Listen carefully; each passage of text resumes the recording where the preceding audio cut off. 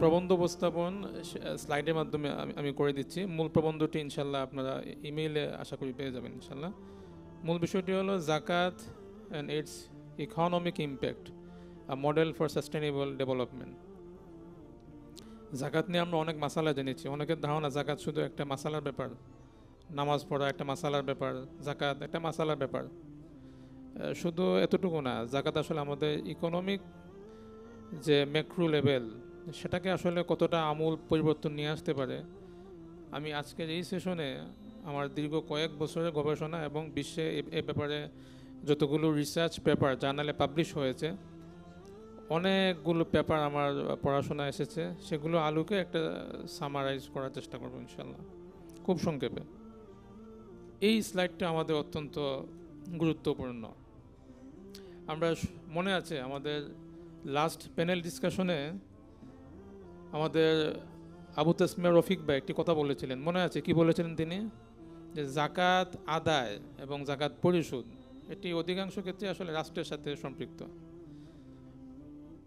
আমরা আসলে যে জাকাত নিয়ে কথা বলছি, এটার মূল চিত্রটা হলো যে এটা জাকাত মূলত এরকম হবে। এটাই আসল চরিত্র জাকাতের। জাকাত মুসলিম জনগণ জাকাত পে করবে কাকে? রাষ্ট্রকে জাকাত পে করবে। রাষ্ট্র সেটা আসনাফকে পে করবে। আসনাফ মানে কি? যারা এলিজেবল পারসন, জাকাতের যে খাত, যে 8টা খাত আলোচনা হলো না সেখানে। This is the real picture. এটাই আসলে জাকাতের মূল চরিত্র, এতে কোনো সন্দেহ নেই। জাকাত এভাবেই হওয়া উচিত। আজকে এত বড় একটা কনফারেন্স, আমরা কর্পোরেট জাকাত পেয়ার মাত্র এরিস টু ফার্মাকে হাজির করতে পেরেছি। কেন ভাই? আমরা তো শত এরিস টু ফার্মাকে নিয়ে আসার কথা ছিল, সেখানে পারিনি আমরা, আমাদের ব্যর্থতা। কারণ এই দৃশ্যটা আমাদের দেশে নেই। অন্যান্য দেশের কি হালত, স্টেপ বাই স্টেপ আমরা দেখবো ইনশাল্লাহ। এটাই আসল চরিত্র। জাকাত আসলে এরকম হবে, মুসলিম জনগণ রাষ্ট্রকে দিবে, রাষ্ট্র থেকে জাকাত আসনাফে যাবে। আমি যে বললাম এই কথা রেফারেন্স কি? রেফারেন্স হলো এই বাইতুল জাকাত এর প্রথম সেমিনার 1988-এ, আপনার 1988-তে তাদের 6 নং রেজুলেশনে তারা এই কথাটা বলেছে যে জাকাত দিবে আসলে মানে রাষ্ট্রের দায়িত্ব জাকাত উসুল করা, জাকাত পে করা। এবং তারা বিশ্বের প্রত্যেকটি মুসলিম কান্ট্রিকে কাছে আপিল করেছে তাদের জন্য জাকাতের জন্য স্বতন্ত্র আপনার অথরিটি প্রতিষ্ঠা করে, বিভাগ প্রতিষ্ঠা করে, এবং সেইভাবে যেন তারা জাকাত কালেক্ট করে এবং সেটা ভালোভাবে ডিস্ট্রিবিউশন করে। এটাই আসলে মুসলিম যে ইতিহাস, ইসলামের যে ইতিহাস, সেই ইতিহাসও এর পক্ষে। জাকাত রাষ্ট্রের দায়িত্ব, রাষ্ট্রকে আসলে এই ব্যাপারে উদ্যোগ নিতে হবে। জাকাত কালেকশন ইন ডিফারেন্ট খিলাফত, এই স্লাইডটা যদি দেখেন তাহলে আমার কথা আরও কিছু প্রমাণ আপনি পাবেন। আমি যে কথাটা বললাম যে নবী আকরাম সাল্লাল্লাহু আলাইহি ওয়াসাল্লাম যে যুগ ছিল 422 খ্রিস্টাব্দ থেকে 461, এই পুরো যুগে আমরা দেখেছি কি জাকাত রাষ্ট্রীয়ভাবে গ্রহণ করা হতো। আপনি জাস্ট চিন্তা করেন যে ওয়াল আমিলিনা, আমেল বলা হয়েছে সূরা তাওবাতে, আমরা কি পড়লাম? আমেল কি? আমেল তো রাষ্ট্রের কাজ। এটা আমেল তো রাষ্ট্রের একটা পার্ট, অর্গান। সেটা ছিল তখন 400 উমাইয়া খিলাফত 461 থেকে 750 খ্রিস্টাব্দ, এই সময় আপনার ছিল। বাট এই সময় কিছু সমস্যা হয়েছিল। এখানে অনেক রিসার্চে পেপারে আছে যে হযরত উসমান রাদিয়াল্লাহু আনহুর সময় জাকাত রাষ্ট্র থেকে পৃথক করা হয়, তবে সেটা আংশিক ছিল এবং সেটার কারণ ছিল এত বেশি জাকাত পেয়ার ছিল রাষ্ট্র কুলাইতে পারতো না, তার সামর্থ্যের বাহিরে ছিল। এটা এক্সেপশন, বাট মূল নিয়মটা ছিল আসলে খোলাফায়ে রাশিদিনের সময় ছিল যে রাষ্ট্র আসলে জাকাত নেবে, জাকাত বিতরণ করবে। আব্বাসি খেলাফতের সময় ছিল, উসমানী সালতানাত যেটি আপনার 1924 পর্যন্ত ছিল, এই সময়ও এই সুদীর্ঘ কাল পর্যন্ত রাষ্ট্রই আসলে জাকাত ব্যবস্থাপনায় ছিল। এখন এটা খুবই অবাক করা তথ্য, আমরা যখন গবেষণা করেছি যে পুরো ওয়ার্ল্ডে এখন প্রায় 7 থেকে 8টা দেশ, মুসলিম দেশ ওআইসিভুক্ত, তারা আসলে রাষ্ট্রীয়ভাবে জাকাত ম্যানেজ করছে, যেটা আমাদের নতুন বাংলাদেশের জন্য অনেক বড় একটা লার্নিং পয়েন্ট। আমার খুব স্বপ্ন এই আলোচনাটা আমি যদি আমাদের বর্তমান অর্থ উপদেষ্টা যারা আছেন তাদের সামনে যদি আলোচনাটা পেশ করা যেত। আসলে জাকাত তো এটা একটা অর্থনীতির টুলস, এটা শুধুমাত্র একটা নিছক ব্যক্তিগত ইবাদা না, এটা রাষ্ট্রীয় পর্যায়ে আলোচনা দরকার। আপনি দেখেন এই চিত্রটা, এটা আমাদের দীর্ঘ রিসার্চের একটা অংশ, যে পুরো বিশ্বটাকে আমরা 3 ভাগে ভাগ করতে পারি। রাষ্ট্রীয়ভাবে জাকাত ম্যানেজমেন্টের দিক থেকে মুসলিম বিশ্বের 3টা চরিত্র পাওয়া যায়। একটা হলো যেখানে আপনার রাষ্ট্রীয়ভাবে জাকাত এটা অব্লিগেটরি, আপনাকে জাকাত রাষ্ট্রকেই দিতে হবে। আপনি সামনে আরও দেখবেন যে পৃথিবীতে এমন রাষ্ট্র আছে যেখানে আপনার রাষ্ট্রকে জাকাত না দিলে আপনার উপায় নেই। যেমন ট্যাক্স না দিলে আপনি ব্যবসা করতে পারবেন না, জাকাত রাষ্ট্রকে না দিলে আপনি ব্যবসা করতে পারবেন না। সৌদি আরব আছে, আরও আছে, আমরা দেখবো সামনে। এটা এক ধরনের রাষ্ট্র। ভাই নয়েজ আসে কেন ওখান থেকে? এটা হইলে তো হলো না জিনিসটা। নয়েজগুলো একটু বন্ধ করার চেষ্টা করি যারা দায়িত্বে আছেন। দ্বিতীয় হলো জাকাত বিষয়ক রাষ্ট্রীয় আইন, স্বতন্ত্র সংস্থা আছে। এটা অনেক কান্ট্রিতে আছে। জাকাতের জন্য আপনার আলাদা মন্ত্রণালয় ওরা করেছে, বা ওয়াকফ মন্ত্রণালয়ের অধীনে আপনার জাকাতকে ওরা রেখেছে। আরেকটা হলো রাষ্ট্রীয়ভাবে আলাদা কোনো মন্ত্রণালয় নেই, প্রশাসন নেই, আইন থাকলেও আইন নেই, অথবা থাকলেও প্রয়োগ নেই। বলা অপেক্ষা রাখে না, এই 3 নম্বর ক্যাটাগরিতে বাংলাদেশ পড়ে যাবে। বাংলাদেশে কি হচ্ছে এটাও আমাদের গবেষণা উঠে আসছে, দেখবো সামনে। 7 হাই ইনকাম কান্ট্রিজ, এটা একটা রিসার্চের পেপার থেকে আমরা নিয়েছি, আমাদের প্রবন্ধে আপনারা রেফারেন্স পেয়ে যাবেন। 7টা মুসলিম কান্ট্রিকে আপনার বলা হয় যে তারা আপনার উন্নত আয়ের দেশ, এবং এটা আপনার আপনার ওয়ার্ল্ড ব্যাংক স্বীকৃত। 7টা মুসলিম কান্ট্রি হলো আপনার Bahrain 1, 2 Brunei Darussalam, 3 Kuwait, Oman, Qatar, Saudi Arab এবং ইউনাইটেড আরব আমিরাত। এই 7টা দেশের কেস স্টাডি কী আসলে, যেখান থেকে বাংলাদেশ 2.0 আসলে অনেক কিছু শেখার আছে।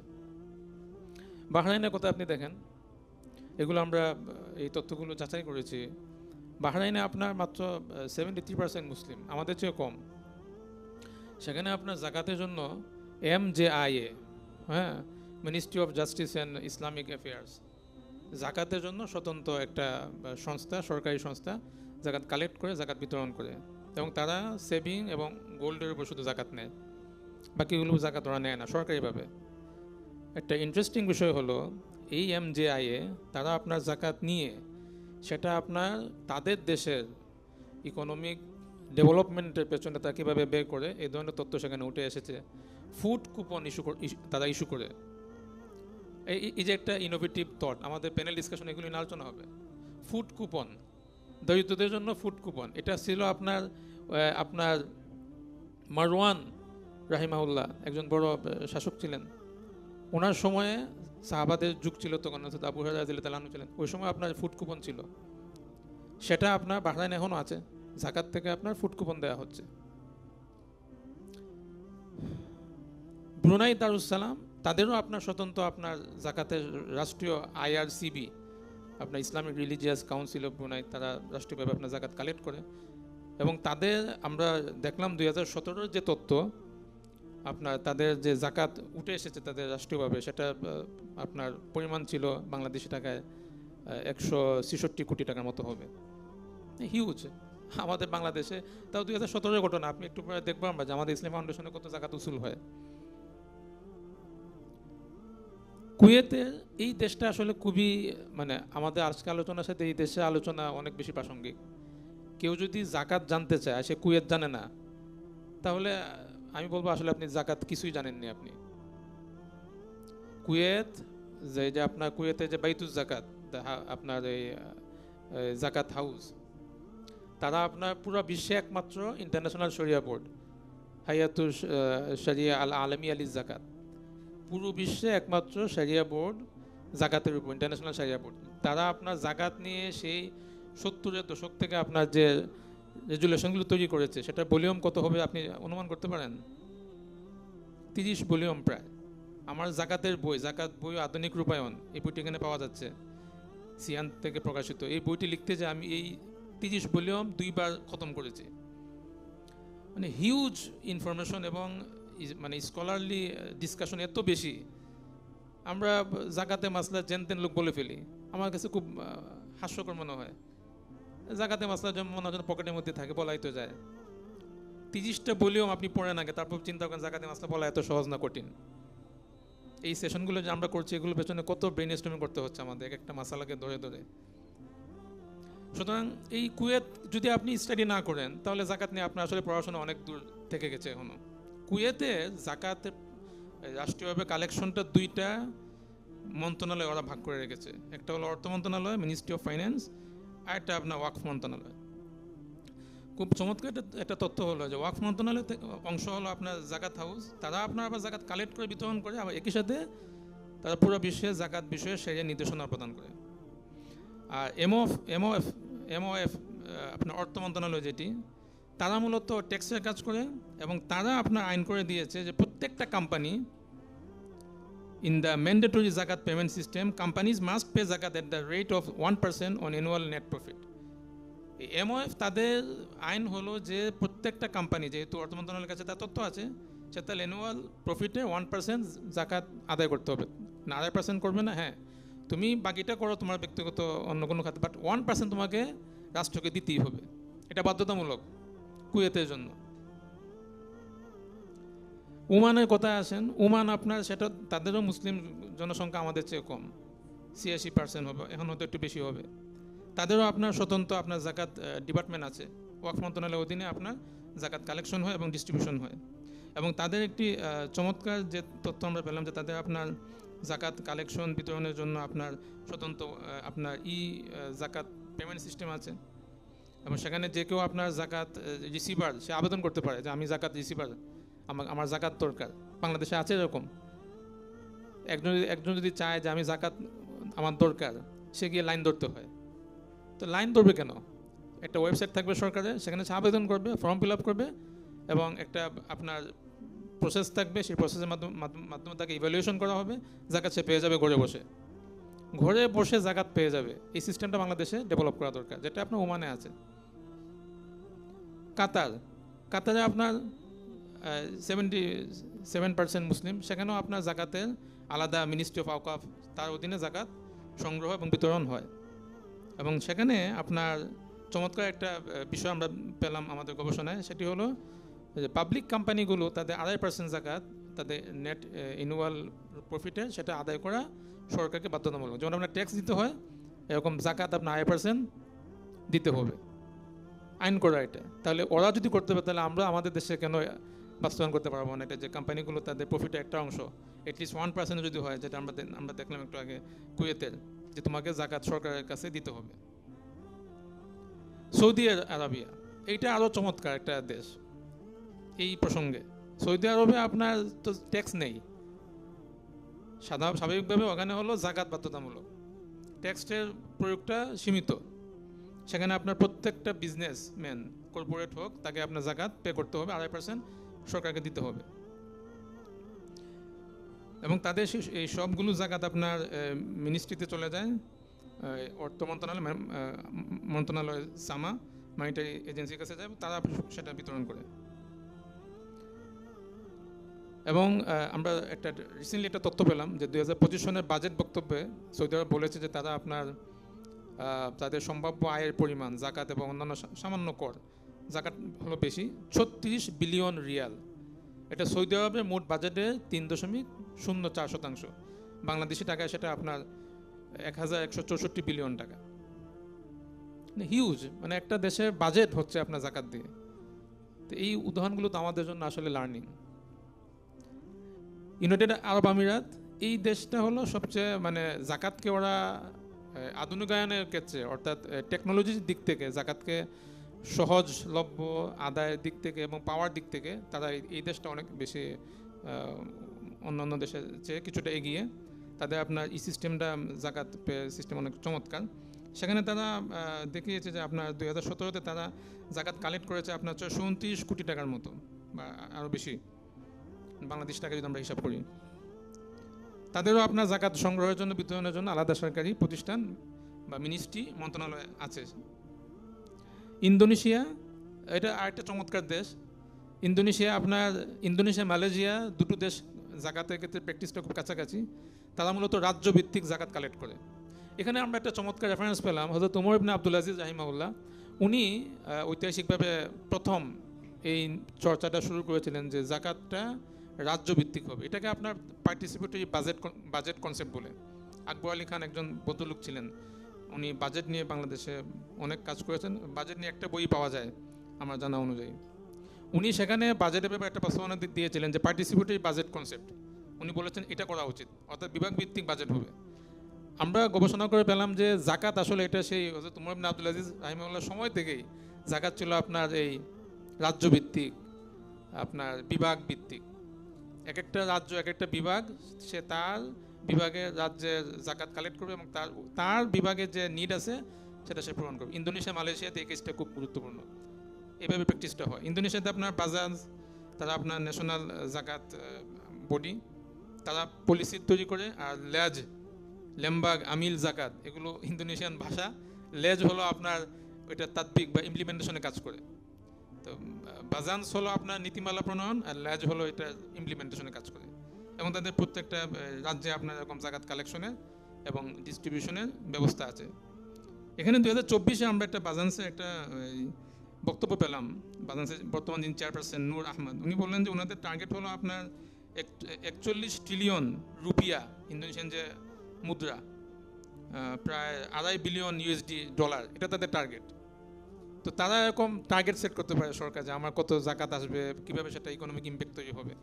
বাংলাদেশের জন্য আমাদের এখানে অনেক কিছু নেওয়ার আছে। মালয়েশিয়া, এবং এটাই সর্বশেষ আমাদের যে রিসার্চে উঠে আসছে, মালয়েশিয়া তাদের জাকাত ব্যবস্থা প্রায় ইন্দোনেশিয়ার মতোই, জাকিম আছে এবং মাইস আছে। তারা রাজ্যভিত্তিক জাকাত কালেক্ট করে এবং সেটা ডিস্ট্রিবিউশন করে। মালয়েশিয়াতে আপনার 2025-এ তাদের গোল সেট করেছে আপনার, আমরা একটা সংবাদে পেলাম মালয়েশিয়ান সংবাদে, যে RM হলো আপনার 1.341 বিলিয়ন। মানে এই পরিমাণ জাকাত তারা কালেক্ট করবে, ডিস্ট্রিবিউশন করবে, এই তাদের হলো তাদের একটা লক্ষ্যমাত্রা। তো এই যে আপনার এখানে আবার একটা বিষয় খেয়াল করেন যে মালয়েশিয়াতে আপনার রাজ্যভিত্তিক জাকাত সংগ্রহ হয়, বিতরণ হয়, এবং শারিয়া নীতিমালাগুলো ওরা রাজ্যভিত্তিক শারিয়া বোর্ড আছে, সেখান থেকে তারা পরামর্শগুলো গ্রহণ করে। এই এতগুলো দেশ আমরা দেখলাম যে 7টা দেশ, তারা আপনার পুরো ওয়ার্ল্ডে এখন জাকাতকে রাষ্ট্রীয়ভাবে বাজেটের অংশ হিসেবে গ্রহণ করেছে, অর্থ মন্ত্রণালয়ের পলিসি হিসেবে গ্রহণ করেছে, এবং তারা সেইভাবে তাদের দেশে অর্থনীতিতে জাকাতের মাধ্যমে অবদান তৈরি করছে। সেখানে আমরা বাংলাদেশে আমরা কি করছি, আমাদের কি করা উচিত? আমি সেই জায়গায় যাওয়ার আগে বাংলাদেশের ব্যাপারে আরেকটা ইনফরমেশন দিয়ে রাখি, যেটা আমাদের দীর্ঘ কয়েক বছরের গবেষণার ফলাফল, যে বাংলাদেশে যদি আমরা জাকাতকে এই দেশগুলোর মতো ইমপ্লিমেন্টেশন করি, তাহলে আসলে সেটা আসলে চিত্রটা কেমন হতো। আচ্ছা, আমরা এই 5 ধরনের সম্পদ জাকাত, সেটা আমরা অলরেডি জেনেছি যে স্বর্ণ, রূপা, নগদ, ক্যাশ। স্বর্ণতে আসলে জাকাত কত আসতে পারে, এটা জাস্ট একটা অনুমান করেন যে বাংলাদেশে যদি স্বর্ণের জাকাতটা আমরা কালেক্ট করি সঠিকভাবে, আমরা দেখলাম যে গোল্ডের জাকাত নিচ্ছে আপনার ওমান, স্বর্ণের জাকাত কালেক্ট করা হবে, তাহলে আপনার কত জাকাত আসতে পারে। আমরা একটা খুব এজ এ এক্সাম্পল আমরা একটা হিসাব করেছি, এখানে লম্বা বলার সময় নেই। 32,175 কোটি টাকা শুধু জাস্ট আমরা যদি এরকম মানে 1 লক্ষ মানে গড়ে 5.5 কোটি নারী যদি আমরা ধরি, মানে ওখানে একটা হিসাব আছে যে নারী পুরুষের সংখ্যা, সেখানে আবার অমুসলিম আছে, ওই ব্যাপারটা হিসাব করা হয়েছে। এর ব্যাকগ্রাউন্ডে অনেকগুলো অ্যাজাম্পশন ছিল। তো এই 32,175 কোটি টাকা, এটা হলো জাস্ট একটা রাফ হিসাব, এই না যে খুব একটা স্ট্রং জরিপ না, এটা একটা রাফ একটা হিসাব। নগদ ক্যাশের জায়গা 3,051 কোটি টাকা উঠে আসবে যদি আমরা ব্যাংক হিসাবটা যদি অন্তত ধরি। 6 লাখ টাকা ব্যাংক হিসাব, 1 লাখ কি বলে 84,000 টাকা, যেহেতু আমাদের নেশাব এই বছর 84,000 টাকা আছে ব্যাংকে, এরকম হিসাব, আর হলো 1 কোটি টাকার ব্যাংক হিসাব, তাহলে চিত্র দাদা এটা 3,051 কোটি টাকা। তারপরে আপনার ব্যবসায়িক পণ্যের জায়গা যদি আমরা হিসাব করি 26,955 কোটি টাকা। তারপরে যদি ফসলের জায়গা ধরি, যেটা নিয়ে আমাদের লম্বা আলোচনা হলো, এটা আসে আপনার অনেকগুলো ফসল এখানে দেখানো হয়েছে, এগুলো অনেক তথ্য সময় নিয়ে রাত দিন খাটাখাটনি করে আপনার এগুলো সংগ্রহ করা হয়েছে। এই তথ্যগুলো সবগুলো তথ্য সরকারি বিভিন্ন ওয়েবসাইট থেকে নেওয়া নির্ভরযোগ্য তথ্য, যে কত মেট্রিক টন আমাদের ফসল হচ্ছে। ওভারঅল জাকাত সম্ভাবনা, উসুরের সম্ভাবনা আছে এখানে আপনার 8,286 কোটি 14,58,000 টাকা। টোটাল একটা হিসাব দেখেন এখানে, যে এক নজরে বাংলাদেশে আজকে যদি আমরা জাকাতকে 2025 থেকে বাংলাদেশে ইমপ্লিমেন্টেশন করি সরকারি উদ্যোগে, তাহলে জাকাতের চিত্রটা দাঁড়ায় হলো 71,247 কোটি 94,43,500 টাকা। জাস্ট একটা রাফ হিসাব, এটা একুরেট হিসাব না। এবার আমাদের বাজেটটা দেখেন আপনি, যে আমাদের বর্তমান বাজেট 2024-25 যেটা ফেসিস্টের আমলে যে বাজেটটা আপনার ওরা করেছিল, সেই বাজেটে আপনার ছিল কত 7,97,000 কোটি টাকা। আমরা যে জাকাত হিসাব করলাম, রাফ হিসাব করলাম, খুব অ্যাকুরেট হিসাব না, যেহেতু অনেক তথ্যের আপনার লিমিটেশন আছে এখানে। 9.3% আমাদের বাজেটের অবদান শুধু জাকাত থেকে হতে পারে। আপনি বলবেন যে জাকাতের টাকা দিয়ে কি আপনি দেশ চালাবো, না সেটা বলছি না। বাজেটে একটা সিগনিফিক্যান্ট জায়গা আছে যেটা জাকাত দিয়ে করা যায়, সেটা কি বয়স্ক ভাতা, শিক্ষার্থীদের আপনার ভাতা, হ্যাঁ, দারিদ্র ভাতা, অনেক জায়গা আছে যেখানে আপনার জাকাতকে সঠিকভাবে ব্যবহার করা যায়। এই ক্ষেত্রে কিভাবে ব্যবহার করতে হয় এর জন্য ওই 7টা দেশ হলো আমাদের কেস স্টাডি, তারা আসলে কিভাবে করছে, বিশেষ করে কুয়েত। ঘাটতি, ডেফিসিট বাজেট, এটা বাজেট ডিসকাশনে আপনার অন্যতম অনুষঙ্গ। বাজেট আমাদের করতে হলেই ডেফিসিট করতে হয়। এই ডেফিসিট দূর করার উপায় কি? ট্যাক্স বাড়িয়ে দাও। তো ডেফিসিট কমানোর উপায় কি? জাকাত একটা কম্পোনেন্ট হতে পারে। বিভিন্ন দেশে জাকাতে আইন আছে, সেটা আজকে আর বললাম না। আচ্ছা, বাংলাদেশ সরকার কি করছে? বাংলাদেশ সরকারে আপনার এখন ফিলহাল যেটি আছে, আমরা দেখলাম যে ইসলাম ফাউন্ডেশন থেকে আপনার জাকাত উসুল করা হয় সরকারিভাবে, একটাই প্রতিষ্ঠান আছে।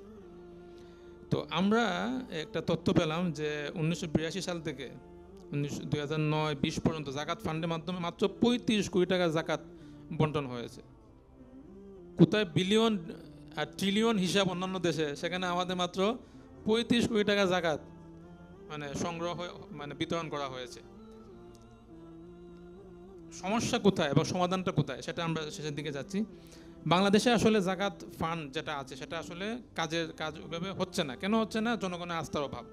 মানুষ ফাউন্ডেশনকে জাকাত দিবে বা সরকারের কোনো অনুমোদিত প্রতিষ্ঠানে জাকাত দিয়ে তারা আত্মতৃপ্তি পাচ্ছে না যে জাকাতটা আসলে যথা খাতে যাচ্ছে কিনা।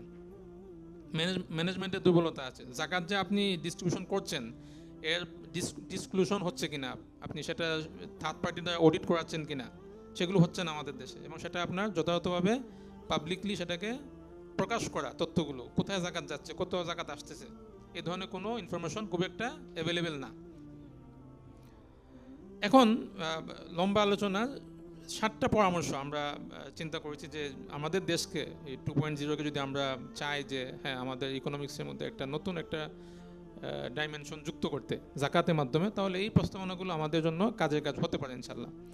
1 নম্বর হলো জাকাতকে আমাদের অর্থনীতিতে আরও বেশি সম্পৃক্ত এবং আপনার যুক্ত করতে হলে জাকাত মন্ত্রণালয় বা প্রশাসন আমাদের গঠন করতে হবে। বিভিন্ন দেশে আমরা দেখেছি ওয়াকফ মন্ত্রণালয়ের অধীনে জাকাত পরিচালিত হচ্ছে। আমাদের দেশে ওয়াকফ মন্ত্রণালয় নিজেই তো একটা আপনার দুর্বল প্রতিষ্ঠান। ওয়াকফ নিয়ে একটা সেমিনার হওয়া উচিত দিনব্যাপী, তাহলে বোঝা যাবে যে ওয়াকফ নিয়ে কত সম্ভাবনা আছে। তো সেটা নিজেই দুর্বল। অথবা আমাদের প্রত্যাশা হলো ওয়াকফের এই দুর্বলের অধীনে একটা মজবুত জিনিসকে ঢুকানোর প্রয়োজন নেই, জাকাতকে আলাদা একটা মন্ত্রণালয় হোক, অথবা একটা প্রশাসন হোক। দ্বিতীয়ত জাকাতের শরিয়া কমিটি লাগবে। আমরা জানি যে আমাদের দেশে জাকাত তহবিল আইন আছে, এই যে আপনার জাকাত তহবিল ব্যবস্থাপনা আইন 2023 আছে, কিন্তু এই আইনে ভালো আইনটা আছে, কিন্তু কিছু দুর্বলতা আছে। লম্বা ডিসকাশনের সুযোগ নেই, একটা দুর্বলতার কথা শুধু শুনেন। এই আইনে বলা আছে, বাংলাতে আইনিটা, যে জাকাত একটা বোর্ড থাকবে এবং সেই বোর্ডে আপনার বিভিন্ন জনের লোক থাকবে, শরিয়া ফকি থাকবে 5 জন। তবে এই শরিয়া ফকিদেরকে যে কোনো সময় সরকার যে কোনো কারণে, কোনো কারণ দর্শানো ছাড়া যে কোনো সময় তাদেরকে অব্যাহতি দিতে পারবে। মানে অন্য কোনো সদস্যের ব্যাপারে কথা নাই। আমি অবাক হলাম এই কথা তারা ফকিদের ক্ষেত্রে কেন বললো এটা। আপনার পরে দেখেন আইনে বলা আছে এটা, কিন্তু শরিয়া বোর্ড লাগবে আলাদা, এরকম কোনো কথা সেখানে নেই। তো বিভিন্ন দুর্বলতা আছে, আমরা আশা করছি এগুলো দূর করলে এটি একটি সুন্দর আইন হতে পারে ইনশাল্লাহ। তো আইন লাগবে, জাকাতে আইন অনুযায়ী একটা জাকাতের জাতীয় শরিয়া কমিটি লাগবে। 3 নম্বর হলো জাকাত গবেষণা, যেটা কুয়েতে আছে, এটা জাকাত গবেষণা রিসার্চ ইনস্টিটিউশন করতে হবে। 4 নম্বর হলো কোম্পানি সমূহকে জাকাত প্রদান বাধ্যতামূলক করতে হবে, যেটা আপনার কুয়েতে আছে। আপনার আমরা দেখেছি আপনার এই আরও 2-1টা দেশে আপনার আছে, সৌদি আরবে আছে। আয় করে জাকাত আইনে জাকাতকে শতভাগ আপনার ডিডাক্টেবল করতে হবে এবং রেয়াত দিতে হবে। যেমনটি আমাদের মুফতি ইউসুফ সুলতান ভাইও বলেছেন তার আলোচনায়, আমাদের আহমদ রফিক ভাইও বলেছেন, আপনি জাকাত দেবেন শতভাগ আপনাকে ছাড় দিতে হবে ট্যাক্স থেকে। এটা আইনি মধ্যে আনতে হবে। বিভাগ ভিত্তিক জাকাত আদর্শ নীতিমালা এবং বাজেট প্রণয়ন করা, যেটি বিভিন্ন দেশে আছে। বেসরকারিভাবে জাকাত উসুলকারীদেরকে জাতীয় জাকাত অডিট ব্যবস্থা অধীন করা। আমাদের দেশে অনেক এনজিও, ইসলামী এনজিও জাকাত কালেক্ট করেন, কিন্তু এগুলো সরকারিভাবে এগুলো কোনো অডিট নেই। বিভিন্ন আপনার ধর্মীয় প্রতিষ্ঠান আছে জাকাত নিচ্ছেন, সবগুলোই একটা সিস্টেমের অধীনে নিয়ে আসতে হবে। মানুষ যেন সরকার অনুমোদিত প্রতিষ্ঠানগুলোকে জাকাত দিয়ে তৃপ্তি পায় যে হ্যাঁ আমার টাকাটা যথা জায়গায় গিয়েছে এবং সেটা ব্যয় হবে ইনশাল্লাহ। সর্বশেষ, জাকাত যদি আমরা রাষ্ট্রীয়ভাবে আমরা ওয়েল এস্টাবলিশ করতে চাই, তাহলে একটা ব্যালেন্স তৈরি করতে হবে। সেটি কি? অমুসলিম যে নাগরিকরা আছে আমাদের দেশে, আপনার 7% বা এর কিছু বেশি হলো মুসলিম নাগরিক, তারা আসলে শুধু ট্যাক্স দিচ্ছে, মুসলিমরা জাকাত দিচ্ছে আবার ট্যাক্সও দিতে হচ্ছে। তো এই জন্য এটা বিভিন্ন গবেষণা উঠে আসছে যে সামাজিক কর বা আপনার কল্যাণ ফান্ড নামে একটা গঠন করা হবে এবং সেখানে ওই হারে মুসলিমরা আপনার কন্ট্রিবিউশন করবে, তাহলে একটা ব্যালেন্স তৈরি হবে। তো শেষ করছি আলোচনা, অনেক লম্বা ডিসকাশনকে আমরা সংক্ষেপে নিয়ে আসার চেষ্টা করেছি। মূল আপনার মেসেজটা হলো যে জাকাতকে শুধু একটা ইবাদা না, এটা আমাদের জন্য রাহমা। যদি আমরা এটাকে ভালোভাবে বুঝতে পারি তাহলে এটি আমাদের রাষ্ট্রীয়ভাবে আমাদের জন্য অনেক বড় রাহমা হিসেবে কাজ করবে ইনশাল্লাহ। এর জন্য বিভিন্ন দেশ আপনার কাজ করতেছে বহু আগে থেকে। আমাদের দরকার ওই সকল দেশ থেকে প্র্যাকটিসগুলো অ্যানালাইসিস করা এবং সেটিকে আমাদের দেশে বাস্তবায়ন করা। তবে অবশ্যই সরকার এই ক্ষেত্রে অগ্রসর হতে হলে তাকে আগে ট্রাস্ট ওয়ার্দিনেস তৈরি করতে হবে, তাকে আগে বিশ্বাসযোগ্যতা অর্জন করতে হবে। হ্যাঁ, তাকে জাকাত দিলে যথা জায়গায় সেটা বিতরণ হবে। এর জন্য ইনফ্রাস্ট্রাকচার ডেভেলপ করা, শারিয়া ইনফ্রাস্ট্রাকচার, শারিয়া গভর্নেন্সকে রোবাস্ট করা, স্ট্রং করা, এর কোনো বিকল্প নেই। জাযাকুমুল্লাহ খাইরান।